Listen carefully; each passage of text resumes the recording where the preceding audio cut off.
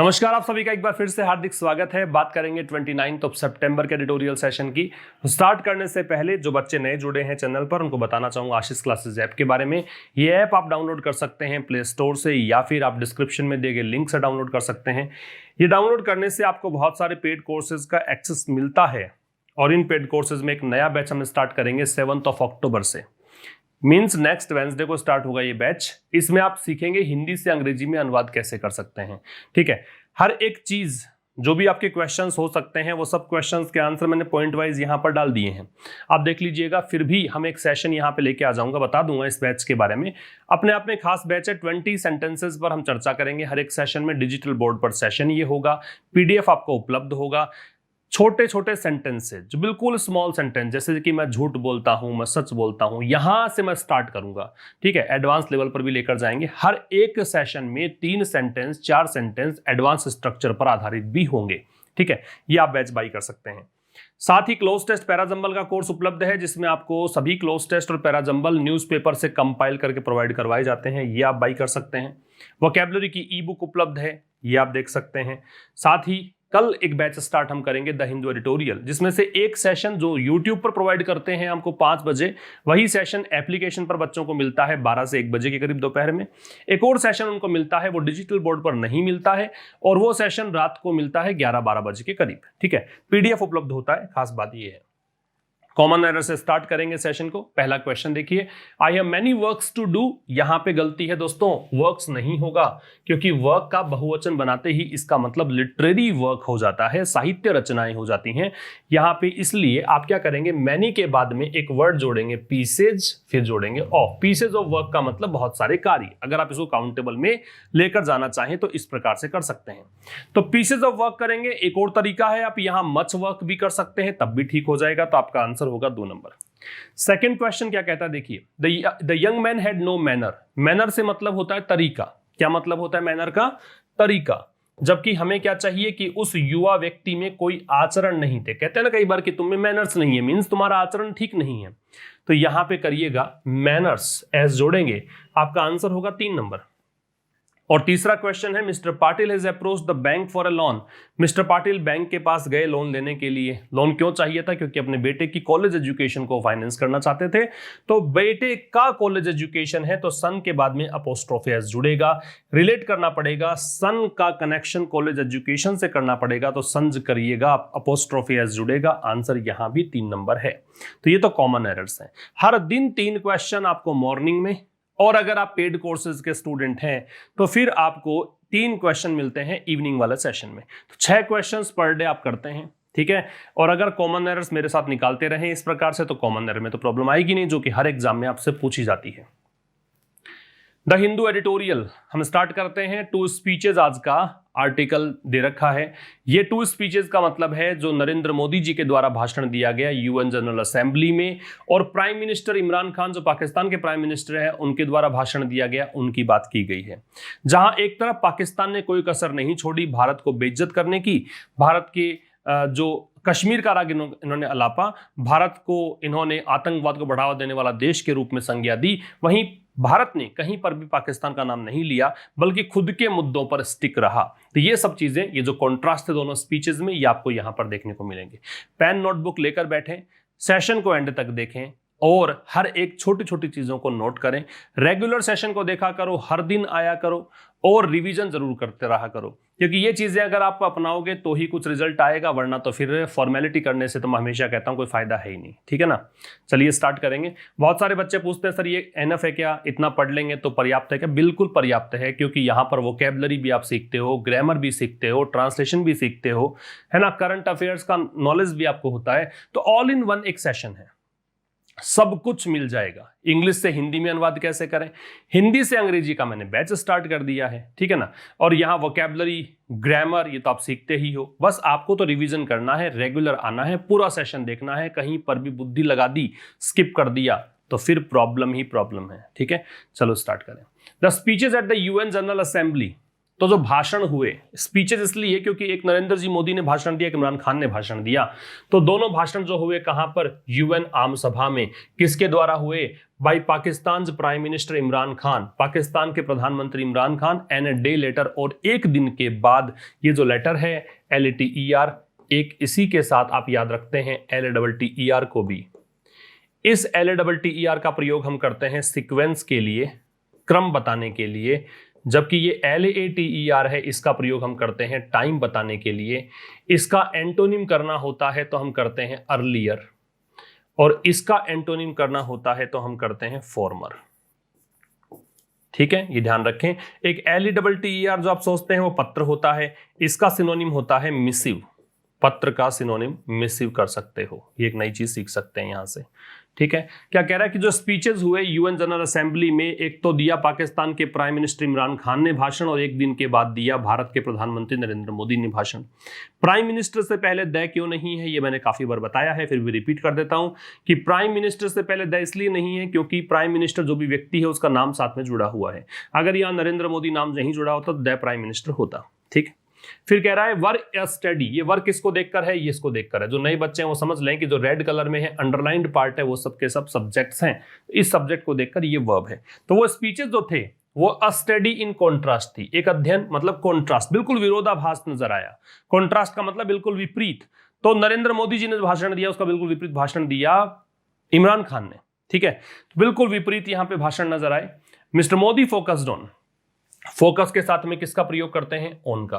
तो मिस्टर मोदी ने फोकस किया, मतलब फोकस करने का मतलब क्या, ध्यान केंद्रित करना। क्लास में सुना होगा भी फोकस करो स्टडी पर, तो वही बात है कि यहाँ पे मोदी जी ने फोकस किया किस पर, भारत के स्वयं के रोल पर। ऑन जो होता है ना, ये एक इम्फेटिक का रोल अदा करता है, ये इम्फेसाइज करता है, जोर डालता है जिस भी शब्द के बाद में जुड़ता है। तो भारत का खुद का रोल, तो मिस्टर मोदी ने फोकस किया भारत के रोल को ऑन द वर्ल्ड स्टेज, वैश्विक मंच पर, है ना। वैश्विक मंच पर भारत का खुद का रोल क्या है उसकी बातें की। एंड द नीड, और आवश्यकता क्या है किस चीज की, रिफॉर्म करने की। रिफॉर्म का मतलब सुधार करने की। द यूएन को, and expand the security council, expand का मतलब होता है विस्तार करना, बढ़ाना। सिक्योरिटी काउंसिल हो गया सुरक्षा परिषद, और सुरक्षा परिषद बढ़ाने की आवश्यकता के बारे में बताया। किस लिए, to give India more representation, ताकि भारत को अधिक प्रतिनिधित्व दिया जा सके। ठीक है, गिव मतलब देना, इंडिया भारत को, मोर अधिक, रिप्रेजेंटेशन प्रतिनिधित्व। तो यहां तक की बातें समझ में आ गई होगी। तो मिस्टर मोदी ने एक तरफ फोकस किया भारत के स्वयं के रोल पर, भारत ने पाकिस्तान का नाम नहीं लिया, पाकिस्तान की चर्चाएं नहीं की। तो भारत ने यहां पे अपने स्वयं के रोल को फोकस किया वैश्विक मंच पर, और आवश्यकता क्या है यूएन में सुधार करने की और सिक्योरिटी काउंसिल को बढ़ाने की, ताकि भारत को प्रतिनिधित्व मिल सके ज्यादा से ज्यादा, है ना। इस बात पर जोर दिया। ये भारत के प्रधानमंत्री का भाषण के कुछ मुख्य अंश थे। आगे बात करें तो mister Khan focused less time on Pakistan. फिर मिस्टर खान ने यहां पे फोकस्ड, अब देखो आप पूछोगे सर फोकस्ड में ऑन बताया था, तो भैया ऑन है, थोड़ा सा सब्र रखें, ये रहा ऑन। ठीक है, किस मुद्दे पर बात करोगे उसके पहले तो लगेगा ऑन। तो मिस्टर खान ने कम टाइम बिताया पाकिस्तान पर, मतलब वहां तो फोकस भारत ने किया भारत पर ही, लेकिन यहां पे पाकिस्तान के प्रधानमंत्री पाकिस्तान को ही चर्चा में नहीं लिया, बहुत ही कम टाइम बिताया। भाषण के बहुत ही कम अंश थे जो पाकिस्तान पर आधारित थे। Launching a broadside, broadside का मतलब क्या है, ब्रॉड साइड का मतलब होता है किसी को क्रिटिसाइज करना, किसी का सेंसर, आलोचना करना, कंडेम करना। तो देख सकते हैं क्रिटिसिज्म, सेंसर, डिनंसिएशन, डाइट्राइब। बहुत ज्यादा उग्र आप टिप्पणियां करते हैं, बहुत ज्यादा आप किसी की बेइज्जती करते हैं, उसे ब्रॉड साइड कहते हैं अगेंस्ट इंडिया। तो लॉन्चिंग यहां पे क्यों लगा, क्योंकि जब दो काम साथ में होते हैं और दो काम में से एक काम ये कहता है कि ऐसा करते हुए, उस सेंस में हम आईएनजी फॉर्म का प्रयोग करते हैं। तो कह रहा है कि मिस्टर खान ने पाकिस्तान पर कम टाइम स्पेंड किया। Launching a broadside against India, Bharat के खिलाफ ब्रॉड साइड लॉन्च करते हुए। भारत के खिलाफ ब्रॉड साइड का मतलब भारत के खिलाफ ये टिक्का टिप्पणी करते हुए, आलोचना करते हुए। तो दो काम हो गए ना, एक तरफ तो भाषण दे रहे थे, पाकिस्तान पर फोकस किया, दूसरी तरफ किया यहां पे भारत के खिलाफ बुराई करते। तो भारत के खिलाफ बुराई करते हुए इन्होंने पाकिस्तान पर कम टाइम लगाया। आगे देखो, mister Modi made no reference to, reference में टू लगेगा, रेफर में टू लगेगा। रेफरेंस टू, रेफर टू का मतलब इशारा करना, संकेत करना, सजेस्ट करना। तो मिस्टर मोदी ने कोई यहां पे पाकिस्तान का नाम ही नहीं लिया। ठीक है, एंड स्पोक अबाउट टेररिज्म, और आतंकवाद के बारे में बोला। मोदी जी ने आतंकवाद के बारे में बोला ओनली इन ब्रॉडर टर्म्स, केवल व्यापक टर्म्स में, ओनली केवल इन में, ब्रॉडर व्यापक, अधिक व्यापक टर्म्स का मतलब कह सकते हो शब्दों में, है ना। तो यहां पे बहुत ही व्यापक स्तर पे बात आतंकवाद की कि आतंकवाद को मतलब सीधा सीधा डायरेक्टली इन्होंने पाकिस्तान का नाम लेके नहीं जोड़ा, ठीक है। रिप्लाई टू, रिप्लाई के साथ टू लगता है, लेकिन इससे एक चीज और सीखेंगे आप, आंसर शब्द होता है ANSWER।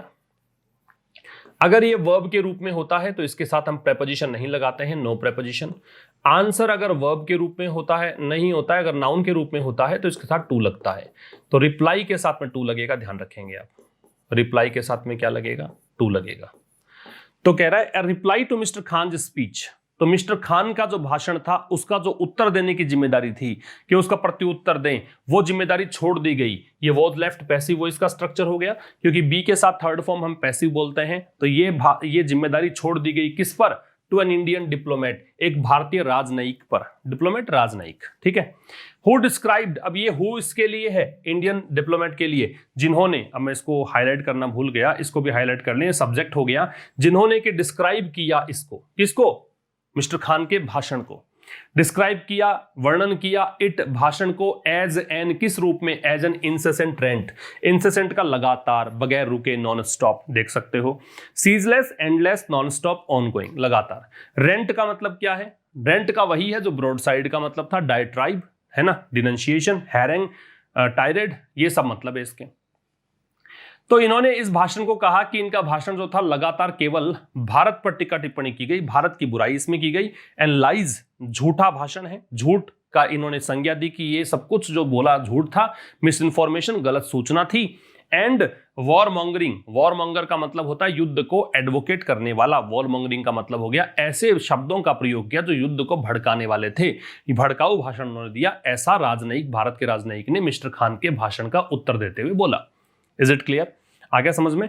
तो यहां पे क्या क्या सीखा आपने, आप हर एक स्लाइड को देखें कि क्या क्या आपने सीखा है। जैसे पिछले स्लाइड की बात मैं अगर करूं तो यहां पे आपने सीखा फोकस के साथ में ऑन लगेगा, है ना। यहां पे आपने और क्या सीखा, LATER और LATTER में अंतर क्या होता है। दूसरे स्लाइड में हम आए तो हमने काफी सारे वर्ड सीखे, ब्रॉड साइड का मीनिंग सीखा, इंसेसेंट का मीनिंग सीखा, रेंट का सीखा, वॉर मॉन्गरिंग सीखा। फिर हमने सीखा कि भाई आंसर के साथ टू कब लगता है, रिप्लाई के साथ टू लगता है, रिप्लाई भी यहां पे नाउन है, ठीक है। फिर हमने सीखा कि रेफरेंस में टू लगता है, ये चीजें आपने सेकंड स्लाइड में सीखी। थर्ड में देखेंगे और नई जानकारियां मिलेंगी। Mister Khan reference to India, reference का मतलब वही संकेत, तो मिस्टर खान का जो संकेत था भारत को लेकर, भारत का जो रेफरेंस इन्होंने दिया, विच फॉर्म्ड, विच यहां पे रेफरेंसेस में है, formed more than a third of his text. Text का मतलब क्या है, टेक्स्ट का मतलब लिखे हुए चीजें, ये टेक्स्ट है, ठीक है। तो मिस्टर खान जो भाषण लिखकर लेकर आए थे ना, उसमें जो भी भाषण उन्होंने दिया था उसमें 1/3 भाषण तो भारत के बारे में ही था। तो मिस्टर खान के जो रेफरेंसेस थे इंडिया के बारे में, मिस्टर खान ने जो भारत की ओर इशारा किया, जिसने की ये रेफरेंसेस जो थे, उसने इमरान खान के जो टेक्स्ट था उसका 1/3 से अधिक भाग कवर किया हुआ था और इनके पास बोलने के लिए कुछ था नहीं। फिर कह रिपीटेड द विलिफिकेशन, विलिफिकेशन का मतलब होता है निंदा, विलिफिकेशन का मतलब किसी को खलनायक बनाने की एक प्रोसेस, ठीक है। विलिफिकेशन, कंडेमेशन, क्रिटिसिज्म, फ्लैग, आलोचना, FLA के बहुत इंपॉर्टेंट है ना, आपसे पूछा जाता कई बार। क्रिटिसिज्म पता ही आपको, कंडेमेशन भी सुना हुआ होगा आपने। तो मिस्टर खान के जो रेफरेंसेस थे भारत को लेकर, उन्होंने रिपीट किया, है ना, दोहराया, क्या, जो ये निंदा की थी इन हिज प्रीवियस स्पीचेस, पहले भाषणों में, जो पिछले भाषणों में इमरान खान ने भारत की निंदा की थी वो यहां भी दोहरा दिया उन्होंने। अक्यूजिंग, आरोप लगाते हुए, ये बात ध्यान से समझ लेना कि बीच में जब ING लगता है इसका मतलब ये मान के चलो कि दो एक्शन साथ साथ में हो रहे हैं, साइमल्टेनियस एक्शन है, और इसको प्रेजेंट पार्टिसिपल से हम डिनोट करते हैं। Accusing the Modi government, Modi government को अक्यूज करते हुए, मोदी गवर्नमेंट पर आरोप लगाते हुए, किसका, अक्यूज में ऑफ लगा हुआ है, ये भी लिखना है आपको। स्टेट स्पॉन्सरशिप ऑफ इस्लामोफोबिया, वैसे देखो फोबिया का मतलब डर होता है, लेकिन इस्लामोफोबिया का मतलब है मुसलमानों से नफरत, है ना, इस्लाम धर्म को मानने वालों से नफरत, डिसलाइक करने को बोलते हैं, ठीक है। स्टेट स्पॉन्सरशिप का मतलब क्या है, स्टेट स्पॉन्सरशिप मतलब सरकार समर्थित, स्टेट का मतलब सरकार से है, गवर्नमेंट स्पॉन्सरशिप समर्थित, सपोर्टेड। तो मिस्टर मोदी सरकार पर, जो मोदी गवर्नमेंट है उस पर इन्होंने आरोप लगाया कि इनकी जो सरकार है वो इस्लामोफोबिक सरकार है, ठीक है, वो मुसलमानों से नफरत करती है। एक और आरोप लगाया, अब कॉमा लगा के देखो, ऑफ लगा दिया कि अक्यूजिंग तो दे दिया, अक्यूजिंग को इसने क्या निकाल लिया, एकदम कॉमन निकाल लिया, फिर आगे ऑफ लगा रखा है, और following an extremist ideology of the RSS, कि ये फॉलोइंग, इन्होंने आरोप लगाया कि मिस्टर मोदी सरकार चला रहे हैं ना, उनकी सरकार जो है वो उग्र विचारधारा, एक्सट्रीमिस्ट मतलब अतिवादी, उग्रता, जहां पर किसी और की नहीं सुनी जाती है, तो ये उग्र विचारधारा का पालन करते हैं, किसकी, आरएसएस की, राष्ट्रीय स्वयंसेवक संघ, इनकी एक्सट्रीमिस्ट जो विचारधारा है उसका पालन करते हैं, इसका आरोप लगाया। विच ही क्लेम्स, जो कि ही खान के लिए है, इमरान खान के लिए दावा करते हैं, is inspired by Nazi concept, जिनके बारे में उनका दावा है कि ये जो है वो नाजी कॉन्सेप्ट जो हैं रेशियल प्योरिटी के, नाजी कॉन्सेप्ट, जर्मनी, अगर आपको नाजी नाम समझना, अगर शब्द सुने कभी भी तो इसको रिलेट करें सीधे से जर्मनी से, हिटलर विचारधारा से, तो जो कि इंस्पायर्ड है किससे, जो नाजी विचारधाराएं हैं, कॉन्सेप्ट्स हैं उनसे, और क्या था वहां पे, रेशियल प्योरिटी, जर्मनी के लोगों से ही केवल प्रेम, हिटलर की विचारधारा थी कि वहां के लोग ही सर्वश्रेष्ठ हैं, उन्हीं की सुप्रीमेसी है, श्रेष्ठता है, वही ये कि भारत मतलब हिंदू राष्ट्र, तो फिर हिंदुओं से प्रेम, ये कहना चाह रहे हैं, कंपेयर किया है। और एक और यहां पे आरोप लगाया है, फिर देखो ऑफ आ गया, end of planning to cleanse the country of minorities, यह आरोप लगाया कि भारत जो है या इनकी सरकार जो है वो योजना बना रही है, किसकी, कि भारत देश में जो अल्पसंख्यक लोग हैं उनका सफाया करना चाहते हैं, क्लींस करना चाहते हैं, उनसे छुटकारा पाना चाहते हैं, यह आरोप भी लगाया। जहां जहां ऑफ लगा वहां वहां आईएनजी लगा होगा, क्योंकि अगर वर्ब आई है तो क्योंकि ये प्रेपोजिशन अपने बाद में ऑब्जेक्ट लेता है, और वर्ब को ऑब्जेक्ट बनाने का तरीका बहुत सिंपल होता है, उसको नाउन बना दीजिए, और नाउन बनाने के लिए उसमें आईएनजी लगाना पड़ेगा। एक बार फिर समझ लीजिए, तो यहां पे मिस्टर खान के जो रेफरेंसेस थे इंडिया को लेकर, जिसके अंदर उनके जो टेक्स्ट था उसमें 1/3 से अधिक भाग मिला हुआ था, 1/3 से अधिक समय, मतलब जो स्पीच का अंश थे वो सबके सब भारत पर केंद्रित थे। उन्होंने अपने पिछले जो भाषण थे उन्हीं का जो विलिफिकेशन उन्होंने अपनाया था, भारत की निंदा उन्होंने की थी, उसी को दोहराया यहाँ पर।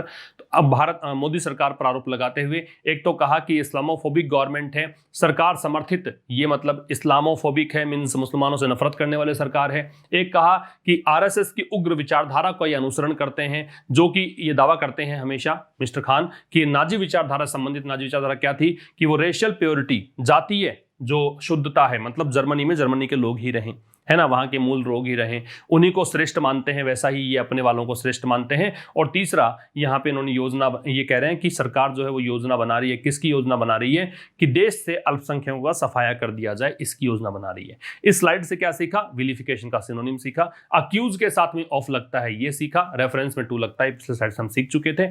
आगे बात करते हैं। एक्सट्रीम कंपैरिजंस वर मेड, तो कह रहा है कि बहुत ही एक्सट्रीम का मतलब क्या हो गया, बहुत ही उग्र कंपैरिजंस, तुलनाएं, वर मेड, बहुत मतलब बड़े स्तर पर यहां पे तुलना की गई, है ना। वर मेड पैसिव हो गया क्योंकि बी के साथ में थर्ड फॉर्म है, किसके बीच में, बिटवीन, दो के बीच के लिए बिटवीन आता है, तो दो कौन कौन से हैं, एक तो भारत के द्वारा जो ये सिटीजनशिप अमेंडमेंट एक्ट लागू किया गया था, नागरिक संशोधन अधिनियम, और न्यूरेमबर्ग लॉज, ये जर्मनी में हिटलर के द्वारा जब यहूदियों का नाश करने के लिए, वहां के यहूदी लोग थे उनको प्रताड़ित करने के लिए नियम लगाया था, तो उन दोनों के अंदर समानताओं को, तुलनाओं को दर्शाया इन्होंने, ठीक है।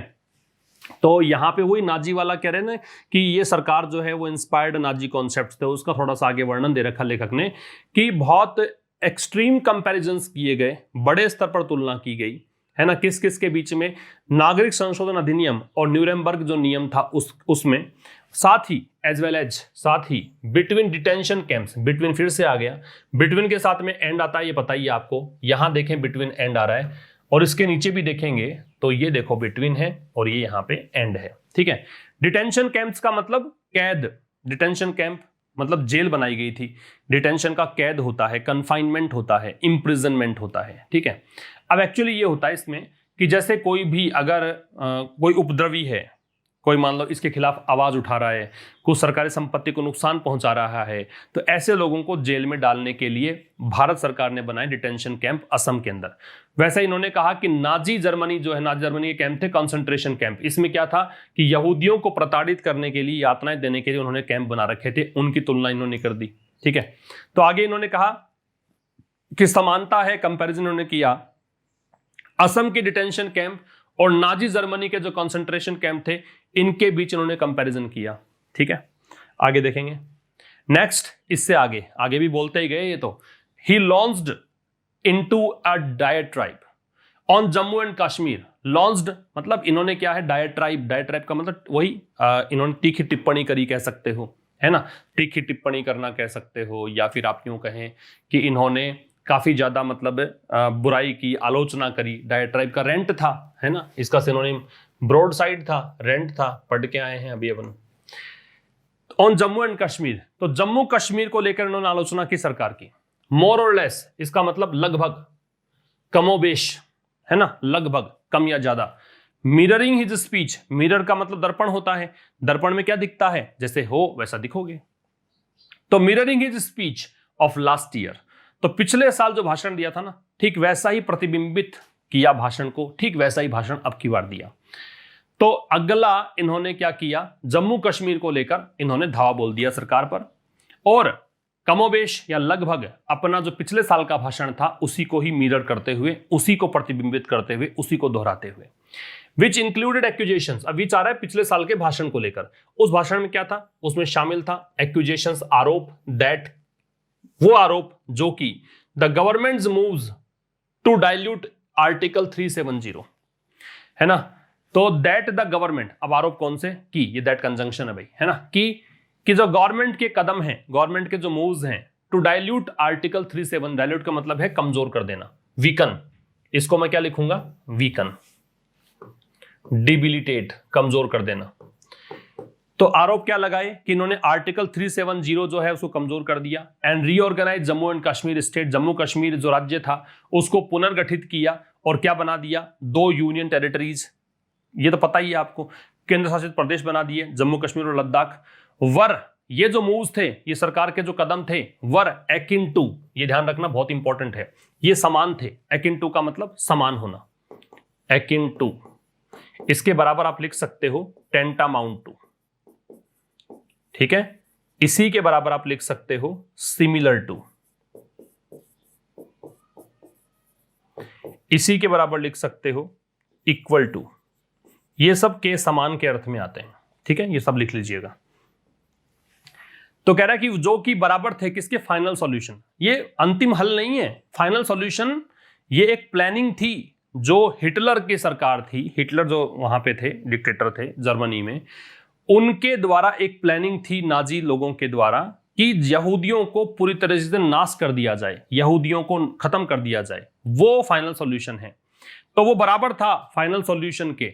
अब genocide for the state, genocide नरसंहार, जनसंहार, कि जैसा फाइनल टेस्ट में हुआ था, फाइनल सॉल्यूशन में हुआ था जर्मनी में, वैसा ये कर रहे हैं फॉर द स्टेट, राज्य के लिए, सरकार के लिए, एंड कॉन्ट्रावीन्स, और ये उल्लंघन करता है। कॉन्ट्रावीन का मतलब उल्लंघन करना, इसको आप ब्रीच कह सकते हो, BREACH, इसको आप वायलेट कह सकते हो, उल्लंघन करना, इसको आप फ्लाउट कह सकते हो, उल्लंघन करना।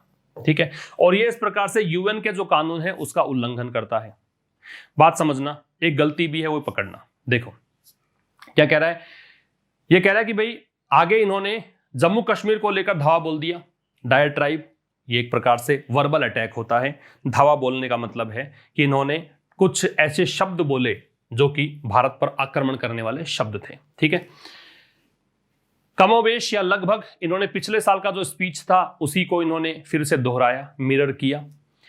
उस स्पीच में क्या था, उसमें आरोप लगाए थे इन्होंने, कि आरोप क्या थे, ये कंजंक्शन है, कि गवर्नमेंट के जो कदम हैं आर्टिकल 370 को कमजोर करने के और जम्मू कश्मीर को फिर से गठित करके 2 यूनियन टेरिटरीज में बांट देने के, वो कदम बिल्कुल समान थे जैसा कि नाजी लोगों ने फाइनल सॉल्यूशन अपनाया था।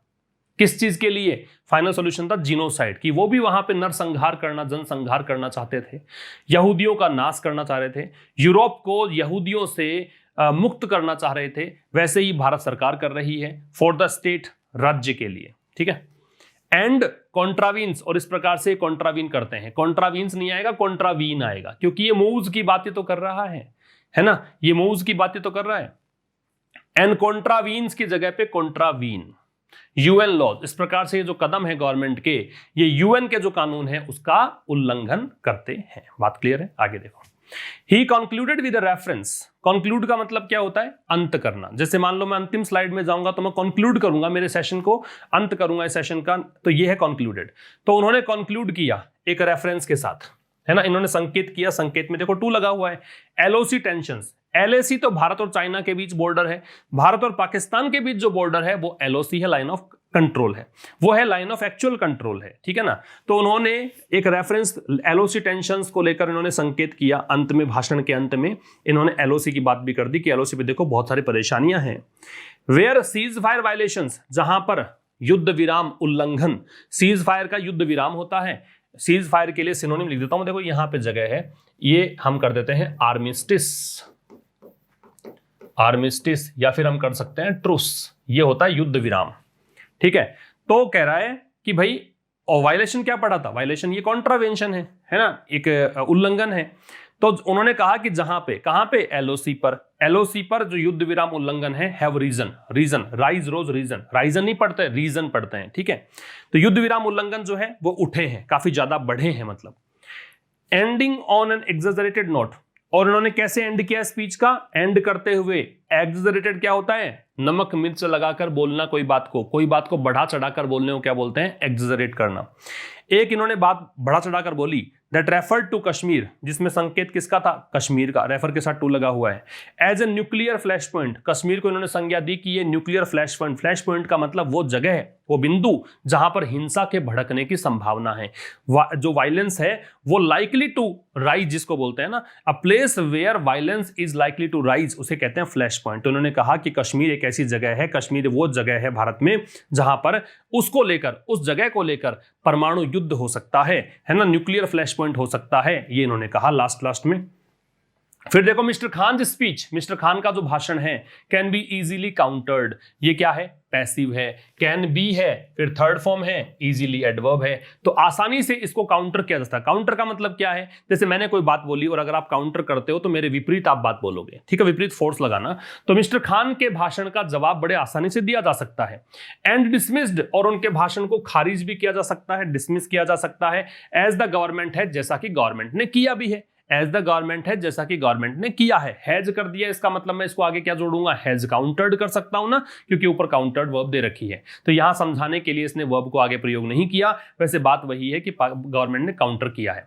Pakistan on record on minorities, अब लेखक क्या कह रहा है कि पाकिस्तान का जो खुद का रिकॉर्ड है ना माइनॉरिटीज को लेकर, अल्पसंख्यकों को लेकर, माइनॉरिटीज क्या होता है? अल्पसंख्यक जिनकी संख्या कम है। इंक्लूडिंग इट्स ओन लॉज, जिसमें खुद के नियम भी शामिल हैं। दैट, वो नियम जो कि इवन मतलब भी, प्रिवेंट रोकते हैं, माइनॉरिटीज अल्पसंख्यकों को, प्रिवेंट के साथ में फ्रॉम लगता है। तो ऐसे नियम जो कि रोकते हैं अल्पसंख्यकों को हाई ऑफिस में होल्ड करने, मतलब उच्च पदों पर माइनॉरिटीज वाले लोग जा ही नहीं सकते, यहां तक कि पाकिस्तान तो ये भी करता है। कंप्लीटली डिमोलिश, तो ये पूरी तरीके से ढहा देता है, डिमोलिश कर देता है, नष्ट कर देता है पाकिस्तान क्रेडेंशियल्स। क्रेडेंशियल्स का मतलब क्या होता है? क्रेडेंशियल का आइडेंटिटीज, पहचान, या फिर आप कर सकते हो इसका टेस्टिमोनियल, है ना, सबूत है जो, मतलब है ना, पाकिस्तान के जो सबूत है ना, टू अटैक इंडिया, जो पाकिस्तान करता आया है, भारत पर जो हमला करता आया है। अटैक यहाँ पे वर्ब है, और वर्ब है इसी कारण से आप ओन नहीं देख रहे हैं। अगर ये वर्ब ना हो कि नाउन होता, फिर कहते हैं कि अटैक इस पर, तो ओन का प्रयोग हम करते हैं। एक बार यहां तक फिर देख लीजिएगा, मिस्टर खान का जो स्पीच है उसको आसानी से काउंटर कर सकते हैं, ठीक है, इसका जवाब आसानी से दिया जा सकता है, इसको डिसमिस किया जा सकता है, जैसा कि गवर्नमेंट ने किया भी है। पाकिस्तान का जो खुद का रिकॉर्ड है माइनॉरिटीज को लेकर, जिसमें यह भी शामिल है कि उसके खुद के जो नियम है, वो नियम जो कि माइनॉरिटीज को रोकते हैं किस चीज से, कि वो बड़े पद पर नहीं आ सकते हैं माइनॉरिटीज, ठीक है, वो जो रिकॉर्ड है और इसमें खुद के नियम भी शामिल हैं, वो कंप्लीटली क्या करते हैं? डिमोलिश करते हैं। एक बात समझना यहां पे, ये जो प्रिवेंट है ये तो डेफिनेटली इसी के लिए आ रहा है।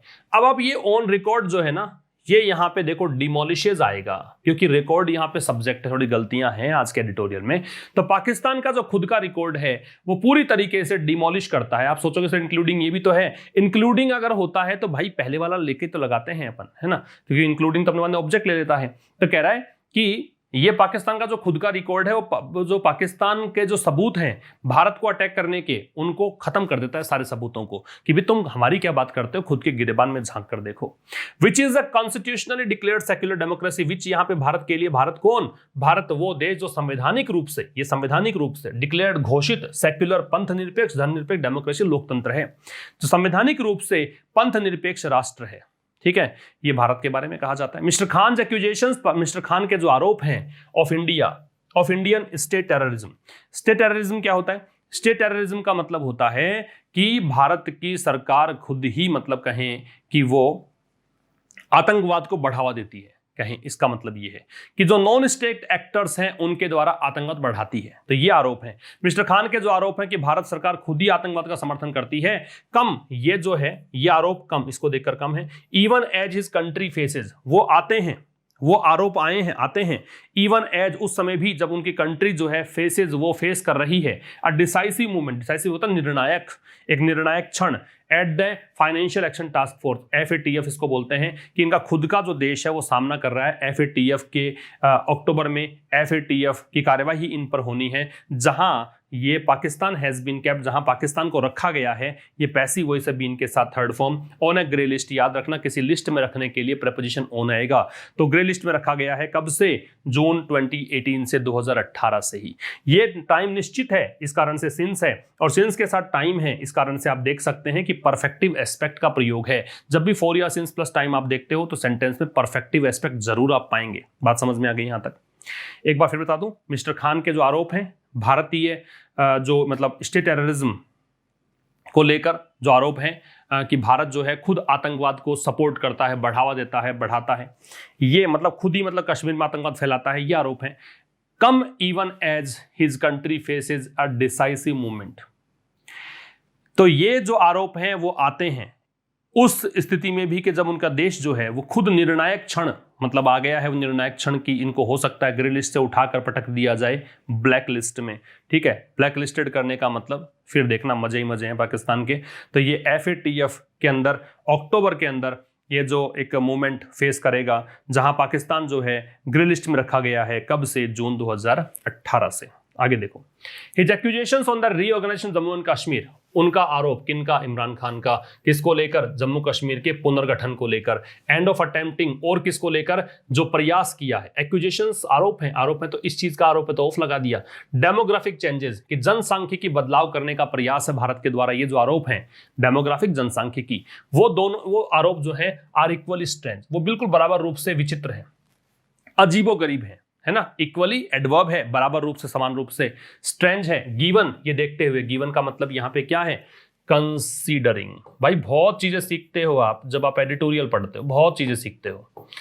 Given Pakistan has itself just declared Gilgit Baltistan, तो क्या कह रहे हैं कि ये देखते हुए कि पाकिस्तान ने खुद ने डिक्लेयर किया है गिलगिट बाल्टिस्तान जो एरिया है, अ प्रोविंस, एक क्षेत्र, एंड हैज कैरीड आउट, और इसने एग्जीक्यूट किया है, कह रहा था ना लगातार चालू किया हुआ है, एग्जीक्यूट किया है, the resettlement of non Kashmiris, कि जो नॉन कश्मीरी जो कश्मीर से नहीं है उनको रीसेटलमेंट का इन्होंने एग्जीक्यूट किया है इन पाकिस्तान ऑक्यूपाइड कश्मीर POK में फॉर डिकेड, दशकों से ऐसा चल रहा है ना, वो रीसेटल करते रहते हैं नॉन कश्मीरीज को। तो क्या कहना चाह रहा है कि जो पाकिस्तान का आरोप है जम्मू कश्मीर के पुनर्गठन को लेकर और ये प्रयास कर रहा है भारत की जनसांख्यिकी बदल रहा है, ये जो आरोप हैं ये बराबर रूप से विचित्र हैं। किसको देखते हुए? कि पाकिस्तान ने खुद ने एक गिलगिट बाल्टिस्तान को एक प्रोविंस यहाँ पे घोषित कर दिया है और एक क्षेत्र घोषित कर दिया है, और दशकों से इसका प्रयास रहा है। 4 डिकेड्स, 4 के साथ टाइम आ गया, परफेक्टिव एस्पेक्ट है, हैज के साथ थर्ड फॉर्म है, तो इसने हमेशा एग्जीक्यूट किया है, प्रयास किया है किस चीज का?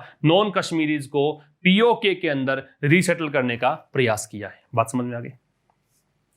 Even if some of the concerns, even if, यद्यपि कह सकते हो या इस स्थिति में भी कह सकते हो, सम ऑफ द कंसर्न्स, कुछ जो चिंताएं हैं, that were raised bye mister Khan, वो कंसर्न्स, ये दैट का संबंध इससे हुआ, इसी को देखकर वर आया, वर के साथ थर्ड फॉर्म पैसिव हुआ, रेज आपके साथ में वर्ब लेता है, और ये वर्ब है क्योंकि यहां पे सॉरी वर्ब है, ऑब्जेक्ट लेता है, ये ऑब्जेक्ट है रेज कंसर्न्स। ठीक है, क्योंकि पैसिव है तो पहले आ गया object.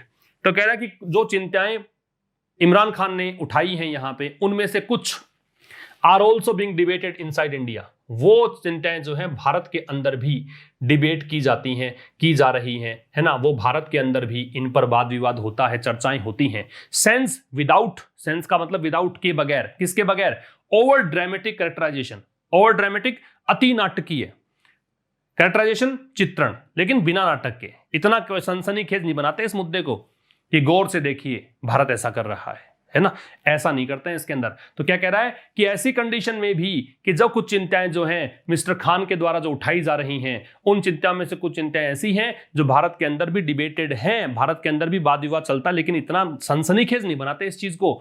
They are certainly not within the purview, they, वे किस चीज को, ये जो कंसर्न्स उठाए हैं ना, वो पाकिस्तान के क्षेत्र में नहीं आता, किसी और देश के क्षेत्र में नहीं आता। दे आर सर्टेनली, निश्चित रूप से, नॉट नहीं है, विद इन, भीतर भीतर, परव्यू का मतलब होता है range, scope.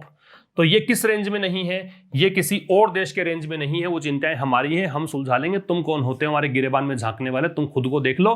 And not a legitimate subject, और ये कोई वैलिड सब्जेक्ट नहीं है, लेजिटिमेट वैलिड या फिर लीगल, ये कोई कानूनी या वैध सब्जेक्ट नहीं है for his address at the UN, कि यूएन में जाके हमारी बात तुम करोगे। कहां तुम्हें किसने इतना अधिकार दे दिया कि हमारी जाके बात करोगे, तुम खुद देख लो अपने गिरेबान में झांक कर। While India can safely disregard, जहां इंडिया जो है वो सेफली डिसरिगार्ड, बड़े सुरक्षित तरीके से, डिसरिगार्ड मतलब इग्नोर कर देना, वो हो सकता है ध्यान ही नहीं दे, डिसरिगार्ड कर दे, हिज बाप्स, बाप्स का मतलब है इंसल्टिंग रिमार्क्स, बाप्स का मतलब है इंसल्टिंग रिमार्क्स, अपमानजनक टिप्पणियां, ठीक है। तो कह रहा है कि भारत जब, यद्यपि, अब ये वाइल आ रहा है, इसका मतलब दो क्लोज आएंगे आगे, तो यद्यपि भारत जो है उसकी जो टिप्पणियां हैं इमरान खान की, उनको दरकिनार कर सकता है, उनको इग्नोर कर सकता है, उनकी ओर ध्यान नहीं दे, ऐसा हो सकता है। फिर भी, अब मैं फिर भी इसलिए पढ़ रहा हूं कि दूसरा क्लोज है, it must not under estimate, इसको कम नहीं समझना चाहिए। अंडर एस्टिमेट का मतलब कम समझना, don't under estimate the power of A common man. Chennai express नहीं देखी हो तो देख लेना, समझ में आ जाएगा अंडर एस्टिमेट क्या है। तो कह रहा है it must not underestimate their intent, लेकिन ये जो चीज है ना, ये अंडर एस्टिमेट नहीं करेगी उनका इरादा, है ना, मतलब भारत को यहां पे नहीं करना चाहिए, उनका जो इरादा है उसको अंडर एस्टिमेट, कम नहीं समझना चाहिए, एज पार्ट ऑफ स्ट्रेटेजी, क्योंकि ये उनकी बहुत बड़ी एक रणनीति है, उसका एक हिस्सा है। क्या रणनीति है? To consistently hurl these allegation, की लगातार, हर्ल मतलब थ्रो करना, फेंके, थ्रो करना या प्रोपेल करना, है ना। तो लगातार ये क्या करते हैं, आरोप लगाते रहेंगे अगेंस्ट इंडिया, भारत के खिलाफ, इन द होप, एक आशा है इनको, किस आशा में लगाते रहेंगे, that some of it will stick, कि कोई ना कोई आरोप जाके चिपक जाएगा, कोई ना कोई आरोप तो मान ही लिया जाएगा, इसलिए लगातार आरोप लगाते रहेंगे, इनकी स्ट्रेटजी है, इसका हिस्सा है। तो इस चीज को कम नहीं समझना चाहिए भारत को। तो ये था आज का आर्टिकल, बहुत सारी चीजें सीखने को मिली, इंटरेस्टिंग आर्टिकल भी था। बात करेंगे रिवीजन की। परव्यू का मतलब अभी बताया मैंने, रेंज होता है, स्तर होता है, क्षेत्र होता है, तो ये हो जाएगा ई। दूसरा बाब है, बाब का मतलब होता है इंसल्ट, बाब से मतलब क्या है, इंसल्ट, अपमान। सेंस का मतलब होता है विदाउट, के बगैर, तो बी। फिर हर्ल का मतलब फेंकना है, तो थ्रो, प्रोपेल। और क्रेडेंशियल का मतलब आइडेंटिटी है, पहचान है, टेस्टिमोनियल, सबूत है, ये सब होता है, तो डी। स्क्रीनशॉट ले लीजिए। फिर बात करते हैं ट्रांसलेशन की। प्रदूषण किस कारण होता है, एक निश्चित स्ट्रक्चर पे सेंटेंसेस आप देखेंगे, ऐसे ही एक निश्चित स्ट्रक्चर पर सेंटेंस देखेंगे जब आप वो कोर्स बाय करेंगे, ठीक है ना। प्रदूषण किस कारण होता है, तो what causes pollution, what causes pollution. दुर्घटनाएं किस कारण होती हैं, तो व्हाट कॉजेज एक्सीडेंट। जो भी किस कारण होता है तो व्हाट कॉजेज, और किस कारण हुआ तो व्हाट कॉज्ड। लास्ट सेंटेंस देखो, विस्फोट किस कारण हुआ, पास्ट में चला गया, तो what caused the explosion. Preposition देखिए, she always swears by you, वह हमेशा आपकी कसम खाती है, स्वेयर बाय यू, स्वेयर किसकी कसम खा रहे हो, किसको नाम लेकर कसम खा रहे, भगवान की कसम, तुम्हारी कसम, उसकी कसम, बहुत सारा चलता है इंडिया में ऐसा, तो swears by. She died, died क्या आ जाएगा, फ्रॉम। वैसे ऑफ लगता है बीमारी, लेकिन बीमारी नहीं है, ये लॉस ऑफ ब्लड के कारण है, डाइड फ्रॉम लगेगा। और the ladder was placed against the wall, सीढ़ी रखी गई थी दीवार के सहारे सटाकर, तो किसी चीज से सटाकर रखना, किसी के सहारे रखना, उसके लिए अगेंस्ट का प्रयोग करते हैं। तो ये था दोस्तों आज का एडिटोरियल, आप इसे शेयर कर दें, पसंद आया हो तो लाइक कर दें। मुलाकात होगी कल शाम 5 बजे, तब तक के लिए नमस्कार, थैंक यू वेरी मच।